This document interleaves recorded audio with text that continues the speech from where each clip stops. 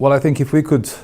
probably underline one thing and or emphasize one issue, I would say that it's the unprecedented level of state capture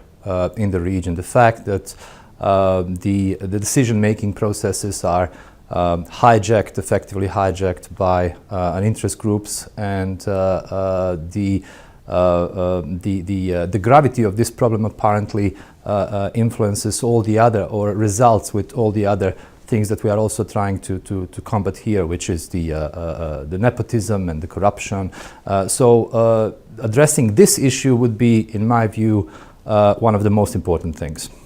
While I appreciate enormously the initiatives that come from abroad, what I would like to see from this point onward, because this is already now a set of instances where these things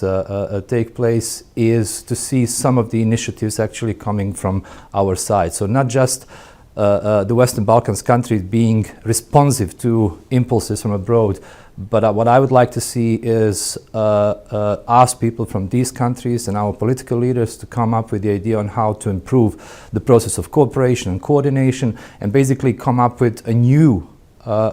initiatives and ideas that we would present then to our partners within the Berlin process, and